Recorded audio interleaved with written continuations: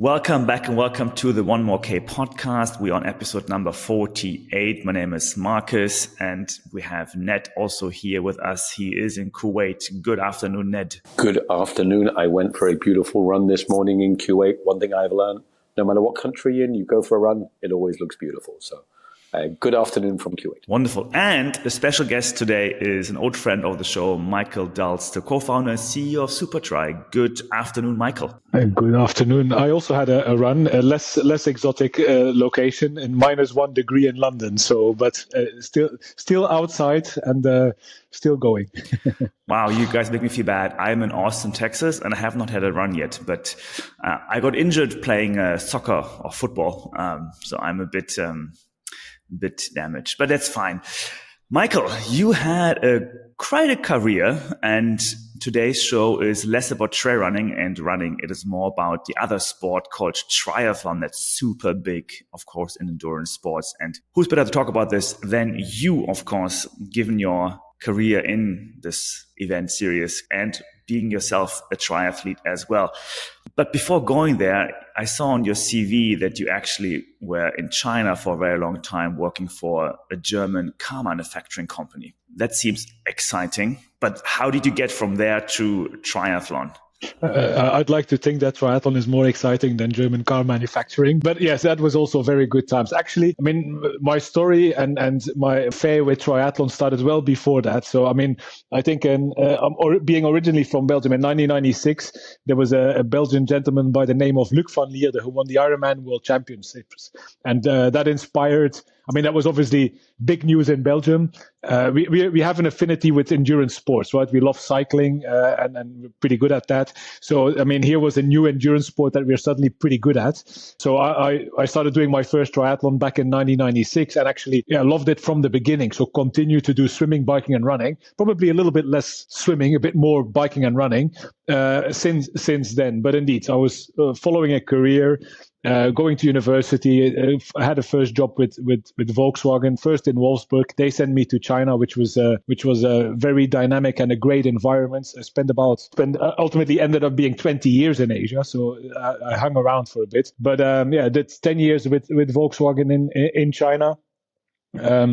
Which was very dynamic times for us at the time, and it was a great time to be in China. I mean, building towards the Olympics in Beijing in 2008, it was a very dynamic time, and I continued to do a bit of triathlon. But after 10 years, Volkswagen, as it goes with expats, was like, okay, thank you, you've done your service in China. You can go back now to the mothership in Wolfsburg, and then we'll see where the next journey takes you.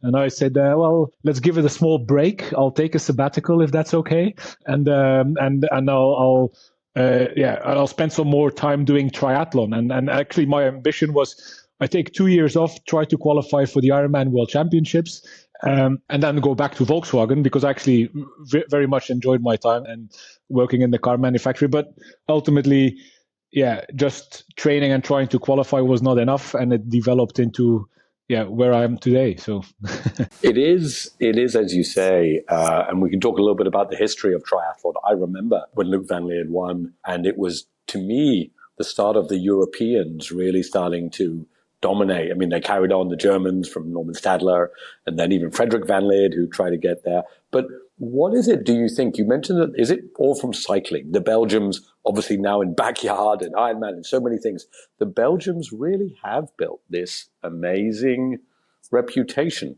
But cycling, is it, as you said, is it cycling that it really comes from? I would say it's bigger than just cycling. I think there is, and it's bigger than just Belgium. I think actually the Germans are also pretty good at it.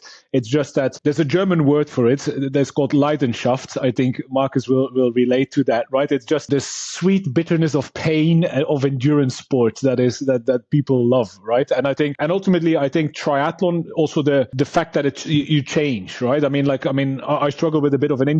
I spend a bit more time cycling, and just a bit more diverse than pure running. And so it's a combination of that sweet bitterness of pain of endurance, and then I guess a little bit of diversity, which is kind of very encouraging for triathletes. But I think Belgium, Germany, but also France actually, they have that culture of wanting to suffer a little bit, and actually battling through it. And that makes us good endurance athletes. And what you mentioned, obviously you went from car manufacturing to SuperTri. We'd love to hear about that because obviously one of your partners in there, Chris McCormack, Macca. But the early days of SuperTri is kind of a reinvention of what triathlon was back in the day. I'd love to hear the story of this because triathlons, you know the stories from the early days and Australian athletes going to France, Crowe and Macca and racing. But maybe tell us a little history of triathlon and how SuperTri, I think, is bringing the good old days back.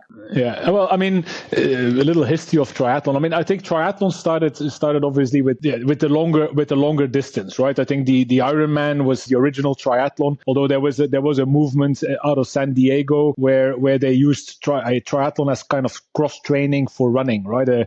I think it's famously the San Diego Track Club, right? It started doing some cross training and also had their triathlons. And in those days there was the Ironman, but there was also the short distance racing, which was all non-drafting at the time, right? So the whole sport was non-drafting, and then it developed. It became, obviously, the ITU was founded, so the governing body for the sport, and there was the ambition to make it an Olympic sport. And they changed from one day to the other. They changed the sport by making the short distance draft legal, and there was a number of athletes who suddenly fell off, especially the strong cyclists who fell off the boat, right? And Michael, the understanding was it had to become draft legal so that your general public could understand the sport, because with drafting, if people were separated on the bike, is that right? That's what I remember hearing. To get it into the Olympics, they had to package it so that mass people could understand it. Is that right or not? The story goes that Juan Antonio Samaranch, who was the president of the IOC at the time, says, look,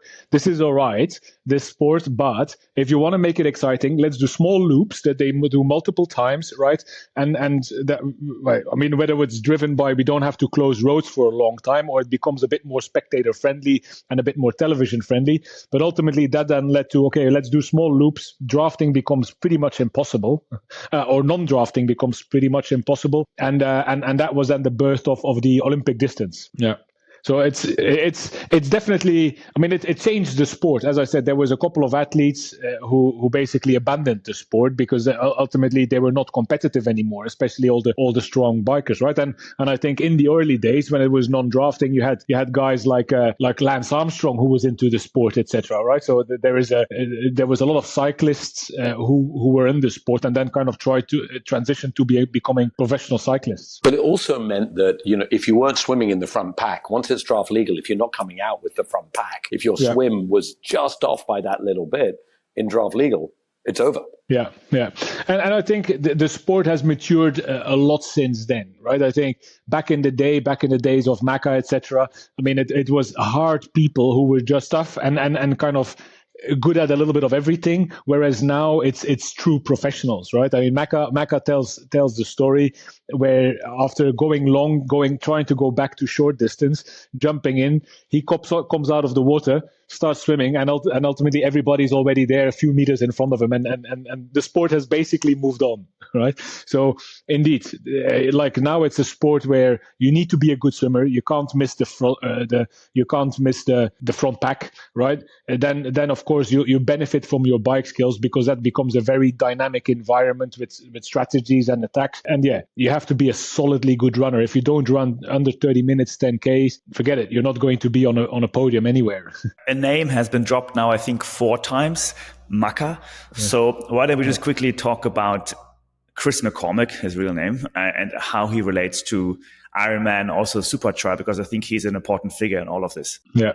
Well, so Chris McCormack, I mean, there's books written about him, right? So a very exciting figure. I mean, he's a 2-time Ironman world championship, and he's a 4-time world champion, 2-time Ironman world champion. So he pretty much accomplished both on the short and on the long distance, accomplished a lot. And coincidentally, well, during my sabbatical, I started organizing events, and at the time, Chris was world champion and was just doing a long-term deal with a brand of Challenge Family, which is a competitor brand to Ironman, and he did a brand ambassador deal, and I was starting an event for the Challenge Family brand in Taiwan.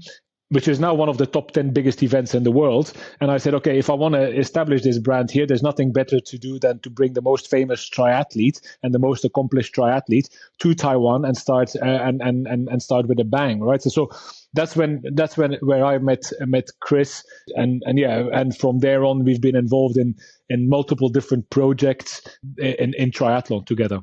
But as you said, the sport has changed, and we'll talk about I'd love to hear more about SuperTri. But one thing Macca was good at, and I've read his book, I'm Here to Win, not obviously met him a few times, but he understood marketing before the rest did. This is one, because SuperTri today, I think it's unbelievable spectacle, but that's what I'm interested in as well. You know, Chris was ahead of his time. Even in his book, he said he was picking not fights, but he was picking fights with Norman Stadler and Faris Al-Sultan to make it like, because you have to have good and bad and evil and content and story. And I think there was a time when, you know, for many sports, Formula One, when Michael Schumacher won every time, it got boring or the same people won, having this excitement.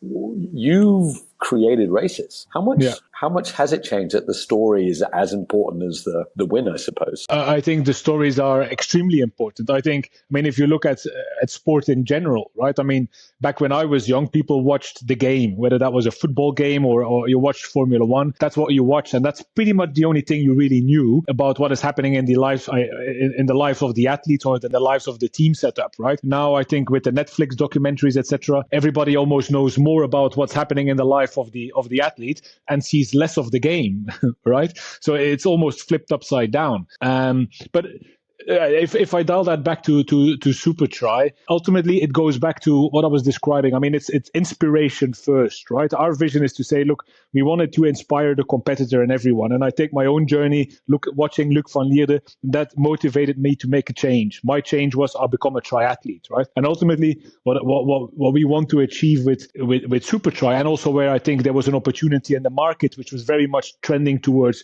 Ironman, right? Which the part is I love Ironman. But it's a participation sport, right? And it fails to really inspire a wider group of people because it's a fairly niche play to commit the training to compete in an Ironman, right?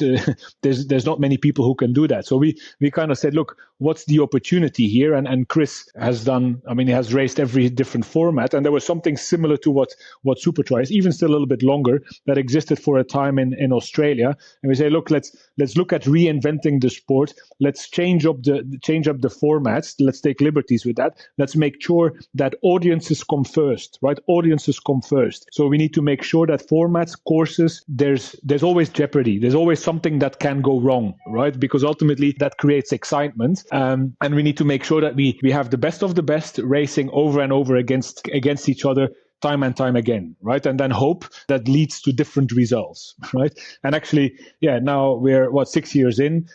Most of our league, I mean, it's a closed league concept. So, but most of our winners are decided on the last race by sprint finish or close to it, right? So that jeopardy exists. The tightness and the closeness of the courses make it very exciting for spectators, right? Because you're right there. It's not a bunch of people who disappear, right? And ultimately, the feedback, because we do a lot of surveys, the feedback we are getting from the audiences is that we are inspiring. Even, I mean, and I love to hear it, like people watching it and they say, like, I'm sitting in my chair watching it, I'm all excited. Afterwards, I have to drink a glass of water because it feels like I've done a workout, right? But ultimately, I think, that's our value proposition. That's what we're going for, right? It's being that new kid on the block that I believe paints a way for a future of triathlon by making it exciting and focusing on something that has kind of been left behind a little bit because of the success of Ironman. Oh, nice. I love your Leidenschaft, your passion for it. Really I can feel it coming out. Take us quickly through the distances and the each of those courses, that just so we understand how long it is to swim, cycle, and run. That's also been an interesting journey, but for the moment it's swim, bike, run, swim, bike, run, swim, bike, run, continue. And it's a 300-meter swim. It's about 5K bike ride, and then it's a mile run, right? So everything takes about 6-7 minutes, and then they change. And there's about 8 transitions across the whole thing, right? So there's always something happening. There's always action. There's always positioning that needs to be happened. And then obviously we also make sure that all the courses are very tight, right? So we typically race on a 1 mile loop, right? So which makes it, which works great from an audience perspective, but from a business perspective, it also works well because increasingly cities are not very keen to close roads, right? Because it's too disruptive. They prefer stadium sports. And ultimately, we are an open air stadium sport, if you wish, because we only have a 1 mile loop. So do you consider yourself in entertainment or into sport? Which category do you put yourself in? I mean, we have to think entertainment first, but I still very much also pledged by authenticity to the sport, right? It remains a professional sport with the best of the best. It doesn't become an obstacle race. But I think in any sport, the entertainment or what happens around the game itself, right, becomes increasingly important, and you need to be focusing on that. I mean, you need to create TikTok, Instagram, YouTube. You need to be creating content for all of them, and really drive with the personalities, right, which Chris was always great at, right? I loved it. What was that Australian series called? I'm trying to remember it. The original, it was St. George, was it? No, it was sponsored by St. George, the bank. But it was sponsored for St. George, and then for a time by a beer brand. I forget what it was. Was it Tui's anyway? But Tui's you're Blue, right. Yeah. There was Macca, there was Greg Welsh, there was all these guys. But you're right. I remember even back then seeing it a little bit, and it created, I love your word, jeopardy, because it does create that tightness of it. And did you see recently this event in the UK, Night of the 10,000 PBs? It is 10,000 meter running that's boring. You know what they did? They put the crowd on the inside of the track, not the outside. They brought the crowd into the infield and served them beer and gave them beer and had them hanging over the line, and people went round and round. And I think, Michael, I've been watching SuperTri, and I'd love to hear a little bit of the story. How is it growing? Because you, as Marcus said, you have passion for it. You have I think you've got the right setup. I'd love to know, how is it going as a business? How does it, because it's a competitive world in endurance sports, as you know today. Yeah, there's a lot happening. There's been a lot happening in triathlon in terms of investments going in, new properties coming up, right, in triathlon, and actually now also in track and field, etc. Right, but it's a good question. It's an interesting question. I'd like to, because we are an outdoor event, we kind of have to look at the pre-COVID times and the post-COVID times, because obviously COVID was quite impactful for us, right? So when we started the business, for us, let's say, I mean, our third co-founder is a tech investor. So he approached it very much like, okay, let's do an event. Let's see whether this actually ticks a few boxes and test the concept, right? So it's a little bit of an MVP, if you want, right? And ultimately what we were looking for in the beginning was, okay, do the athletes buy into it, right? Because again, for us to engage, if audience is our key target, right, we need to make sure that we have the best athletes racing, right, or the best athletes and the most interesting characters if you think about the entertainment aspect for that, and making sure that our courses and our formats continue to actually deliver that jeopardy, that unpredictability, because there's nothing worse than having the same people win over and over again, right? I guess that's what we did in 2018-19. Then we decided, okay, let's focus on establishing a consistent calendar, because the other ingredient, I guess, for making to engage with audiences and making a sport successful is have consistency around what your season look like, being in the right places where a big fan base is, where the sport is already big, and then being on the back of that, you can obviously then start growing sponsorships, revenue from cities, etc., right?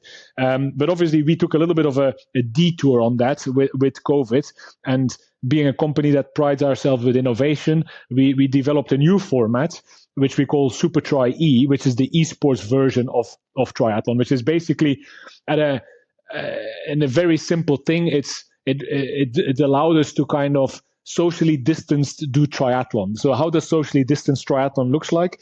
I run on a treadmill, I cycle on a stationary bike, and I swim in a lane in a pool, right? And we call it esports because the biking and the running is visualized in a virtual world like Zwift or MyWhoosh, right? And they actually impact competition because obviously in the virtual world then feeds back to the equipment and says, hey, you're drafting, so therefore the power you have to push out on your bike goes down a little bit, right? And that element, SuperTri E, has now taken its own life for us as a business, and I believe we're moments away of making that an Olympic sport, because the IOC is creating an esports Olympics, which will be hosted for the first time Q4 next year, right? So that's become its own entity, its own success story, if you want, right? but yeah, let's park that exciting element there. If we bring it back then to the SuperTri League, the outdoor series, our closed league series, where we were talking about that before. Yeah, I mean, everything I've explained about having a consistent calendar, etc., having consistent athletes racing, we started implementing that post-COVID, and we added something I think which is also game changing. We added a team component to it, so similar to Formula One or cycling, a little bit in between, right? We made it a team sport. Ultimately, there's still individuals racing, but there's contributions that different athletes can bring to the team environment, and it allows us to. I believe it's key to kind of attract a new audience to the sport, because if you're interested in triathlon or you see it for the first time, you will quickly associate with a British team or an American team, right? So we have Stars and Stripes Racing, right? American team, right? So fandom, it makes us a lot more easy accessible than having to understand who these individuals are, right? So we're adding to that layer cake, and that's now becoming a key cornerstone for our success, because we've created team franchises and we're now selling out individual franchises. 50% of them are already sold, and we're selling out those individual franchises, and those owners of those franchises within our ecosystem can now create and invest in their own identity and have their own commercial opportunities within the ecosystem, right? So that's kind of how we're building that out. Is this like a Formula One team where I can basically sponsor and own a team? Is that what you're doing? Yeah. Yeah. So let's say we've learned from cycling where ultimately, cycling, there is no licenses, there is no asset that you own, right? You sponsor a team, which means you incur all the costs, but you don't actually build a real asset. What we are saying is you buy a team. This is a unique asset that you can own, that you can grow, and there is scarcity in that sense, right? So then afterwards, there's an opportunity, like a football team or like a Formula One team, to sell the asset, right? And indeed, it goes with the full commercial rights of that team. And I think if sport is a layer cake of stories, this is a very accessible top storyline where you kind of say, look, I'm a fan of the American team, I'm a fan of the British team, I'm a fan of this or that team, right? You have thought deeply about this business. I mean, it's amazing to see. I mean, Michael, it really is. It's because, let's face it, endurance is still a small sport, right? Yes. Even though we all love it deeply, compared to the normal sports of tennis, golf, football, marathon sports, we're still a tiny sport, growing massively. Marcus is at the running event in Austin right now, and he tells me it's huge. But do you think it's essential? Clearly, you thought a lot about business. Is spending as much time thinking about, you say, the customer, the entertainment, the business, essential in today's age to make money? Because I remember 20 years ago, I met race directors. They all said the same thing. There's only one thing you can guarantee being a race director: lose money. Yeah. Well, it's interesting, right? I mean, it is true. Also, it is true that most race directors are just passionate people for an event, and they run their own little events. They probably spend zero money on marketing or on strategy. They deliver a good event, and kind of word of mouth grows the event, right? And to a certain extent, yeah, I mean, passion and a passion for the sport is still the main driver. I think if you want to build a big business, you're probably better going in tech or something, right? But I do think that but I do think that there is an opportunity here because I think experiences, passion, and something unique that people can connect through emotionally will become increasingly valuable. And I think that is I think you need to be passionate, you need to think about the business, and you have to have a long-term strategy to make it successful and actually transcend from being, just a race director to becoming an organization that actually inspires people, right, and engages with people, and that people want to be part of, right? Yeah. How important are like TV licensing rights and streaming rights? And if they're important, what are the numbers you are focusing on? And if you can share, of course, what are the current viewership numbers of the SuperTri? Well, I mean, I don't think as a smaller sport, it's something that we can bank on. Media rights. I think with the media landscape changing that quickly and actually decentralizing to streamers, etc., I think that the big sports properties can demand higher and higher media rights because they actually move the needle. So if I'm a new OTT stream or platform and I buy the rights of of the FA, right, I can basically bring all these fans and actually grow my business from that. As a small sports, that's very difficult, right? So I don't think we can count on media rights. Where we need to be clever is we need to kind of our approach now is to actually distribute our media rights as wide as we can, and we're very much in the brand building reality, right? So the more people that see about us, the more people that engage with us, we can bring them down the funnel, and we can see them move from watching it for the first time to becoming a casual viewer to actually subscribing for our database and engaging with everything we do, right? And I think that is for us is now the main focus.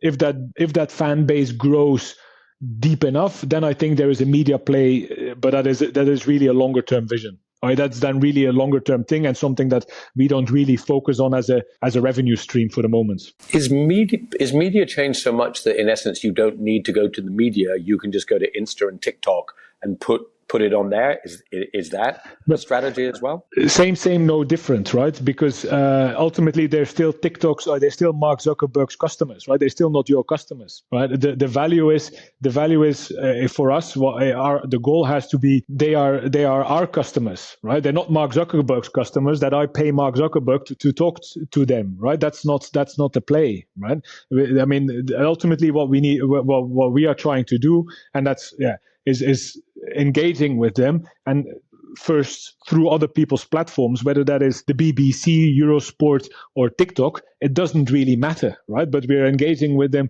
through other people's platforms, and then ultimately, the value will be long term, and actually that they engage directly with our platform, whatever that is, right? I mean, whether that is a CRM database or, I mean, obviously an events participation is something that we can control directly, but that's the challenge, really, right?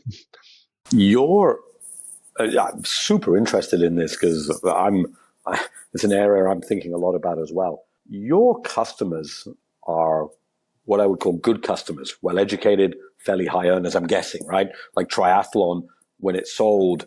Is that important as well today? I used to sell advertising for a living, and people were like, what's the demographic? What's the age? Is that still as important? You want to own the customer, but is the demographic of the customer as vital today?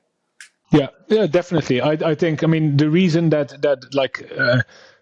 sports like SailGP, etc., are very successful with sponsorships and can demand premiums is because they engage with a specific customer basis, or have a fan base that is impactful, right? I mean, taking it a little bit out of context maybe, but I mean, if at SailGP, if you're an insurer and you start sponsoring the SailGP, you engage with people who are making decisions to buy insurance vehicles for a whole company and probably spending hundreds of thousands of dollars, if not more, right?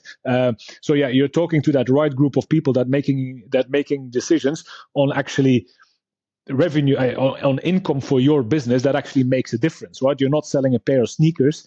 Where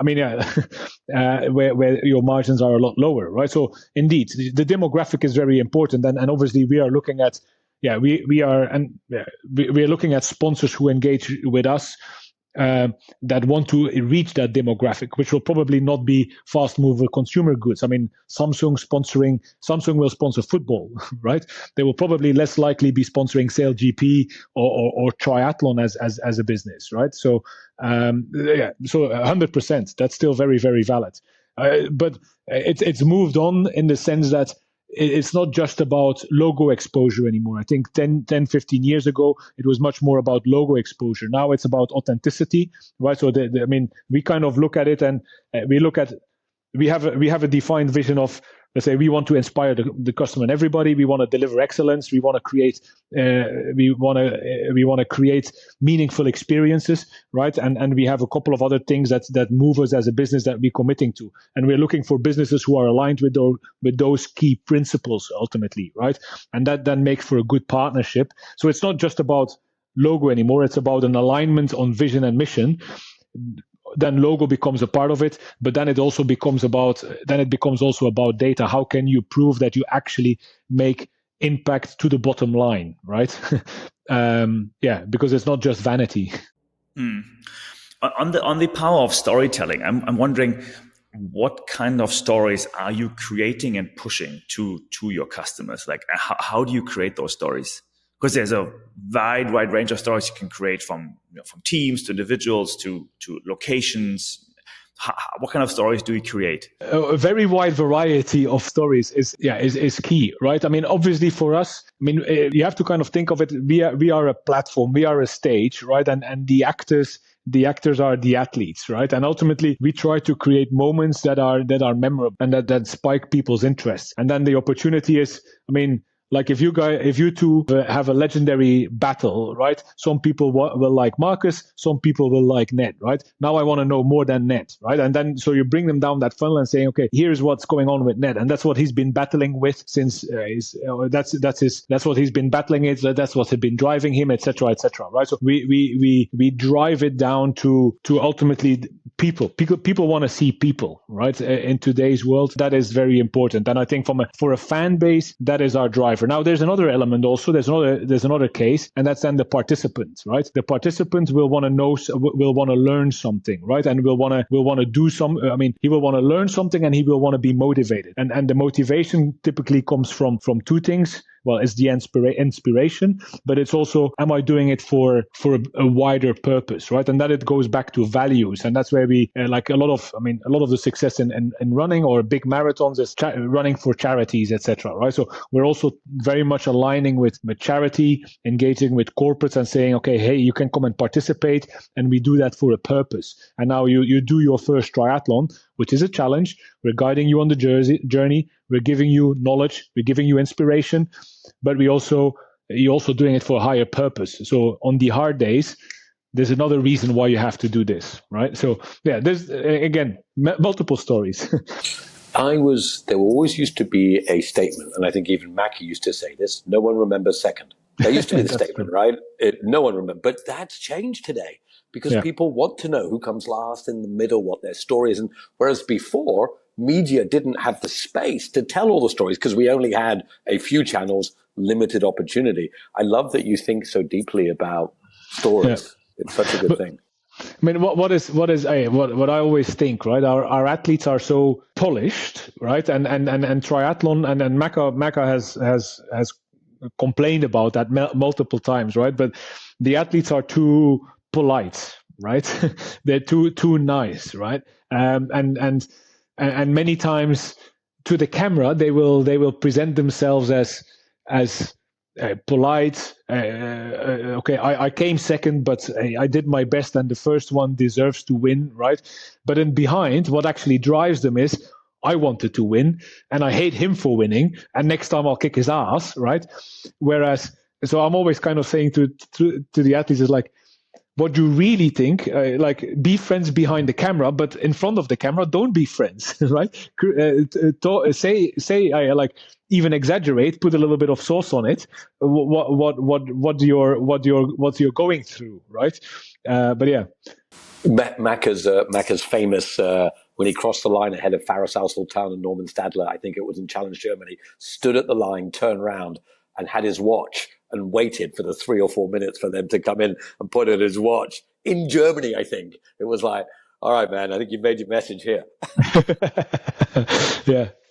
But I mean, that's it, right? You need, it goes back to the entertainment aspect, right? You need your villains, you need your heroes, and certain people will love athlete A, B, or others will love B, and others will love C. But I mean, you need to create a strong identity, and kind of flat is not attractive, right?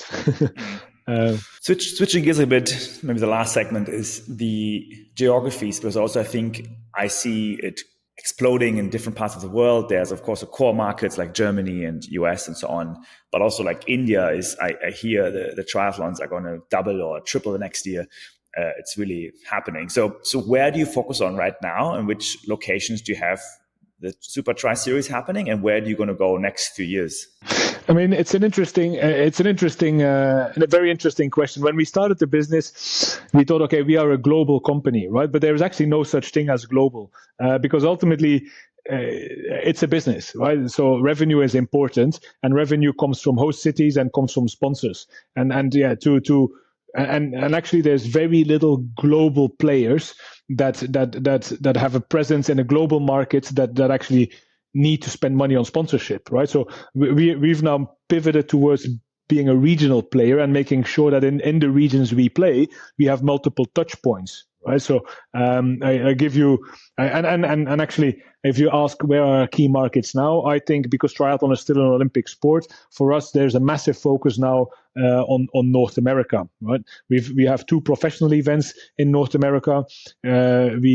And we are acquiring more and more mass participation events in North America. And we want to kind of create that ecosystem of professional racing inspires, but then also drives into mass participation. And we're focusing there on big city triathlons. We have a triathlon in Chicago, 8,000 people doing it, right? So very big city triathlons that have an impact, right? And ultimately, and what we want to do is SuperTri has events across America, all the best ones, but has triathlons across America throughout the year, right? So for us then to talk to a sponsor is like, we can engage with that audience and with those participants all year round. It's all in the premium locations, the 4 biggest cities in North America. We have them covered. We're aligned with a program that USAT has, which is Project Podium, which is basically the ambition to get Americans on the podium on the Olympics in LA 28, right? So there's that whole narrative that kind of fits, right? LA 28, actually we operate the venue. So we have an event there in Long Beach, which will be the event for LA 28. We have the future talent. They're currently young, 16, 17, 19 years old, that's starting to do our series. And we have the mass participation. So we're starting to talk to those audiences. So North America is a very important market for us for the next 4 years. Europe is the home of short course triathlon. It's where I mean it started. Well, it started with Jan Frodeno and winning. It's a home for long course. UK, France are very, very big for us. It's more difficult because again, the world is not flat, right? I mean, in Germany, you need to talk German and you need to have German heroes. So we look at a market and say, okay, is there local talent that is good, that is interesting, that people are excited about? Okay, can we set up and speak the language and be relevant, right? Because otherwise you're just not engaging the community. And then, so Europe and America are for us important. And then the next one is the Middle East, because that's obviously a strong upcoming market where there's a lot of investments going into sport, right? And that's a market where we have to play. And I was the first time in Saudi Arabia, for example, in 2018, right? At the time, had to wait 5 weeks for a visa and pay $500. Right now, it's visa upon arrival, and that's a market of millions of people, right? So UAE is a couple of million. So that's kind of how we play and really focus region by region. Well, one thing I would say, I am in Kuwait today. I've been to Saudi. I went for a run today. I did not see a single person running,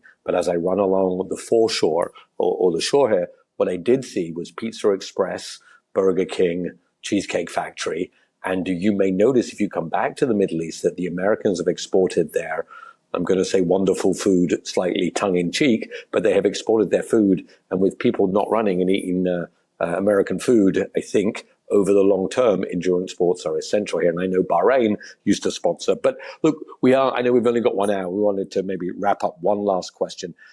It's super impressive what you've built. Triathlon's been around 30 years. You've been around 7, 8 years. What is your, not end game, but where's SuperTri going to end up if you could decide now where SuperTri ends up? If you could just state it and it happened, what is it that you want it to be? I think there's the opportunity for us is to do something for the sport, and that is build that future for the sport, because I think being short course, we can attract new fans and we can attract new participants.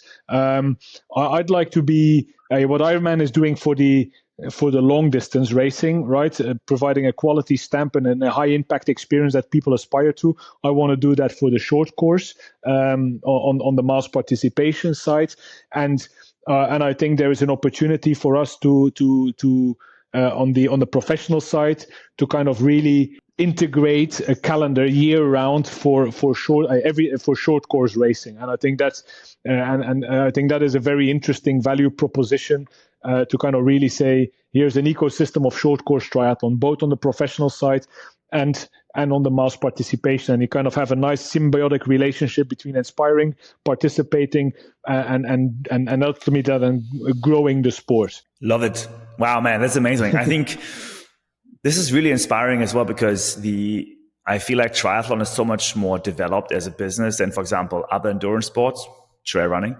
and things a lot to learn from this industry, how it really broadened and on the same time went much deeper. And I think what you guys are doing is going really deep. I'm really loving it. This is one of the most interesting conversations I had on One More K for sure. Well, thank you. I mean, it's all driven by passion, like you say. Yeah. That's a key word for sure. Michael, thank you so much for being on the One More K podcast. This has been great. I really want to get you back and see where you're going, especially with the whole Olympic conversation and LA. You are hinting on a few amazing things we have to, dig deeper into. We hadn't had the time now, but I'm sure there's more to go and more to do. And yeah, I think America is a fascinating, huge market. I think the next 4 years here are going to everything's going to explode even more. So good luck with that. I agree with that. Thank you. And I would love to just explore more. There's more excitement coming in that area. Awesome. As a last kind of part of this episode, we have Ned's passion coming out for his poetry. So we will hand over to him to read out his One More K poem of this episode. Well, thank you very much. I will. And today, just a notice, before I read my poem, Michael, I'm not sure if you saw on Twitter, but it is a historic day for triathlon today. Alistair Brownlee announced his retirement today. Yes. So the great Ali Brownlee, who, I actually, when you look at a competitor, I mean, that guy, you say some of the new guys were not as tough. That guy was, I'm not going to say one of the last tough guys, but that guy, I mean, he was. He changed the sport. He changed the sport. And the moment he carried his brothers across the line is probably the biggest moment, the most viewed triathlon moment in the world. It is the greatest. He actually put that on Twitter as one of his images to say goodbye. He put his gold medal, but he's put his image of him throwing his brother across the line. Almost in disdain, he threw him. Anyway, so Alistair Brownlee, if you're listening, thank you for all you've done for the sport. Okay, here is my little poem. Nothing to do with triathlon. It is a trail running show, so this is a little bit about running and running far. This poem, if it's a poem, is called Far. Far. What is far? For me, for you, for the couch thinks 5K is far, and it is.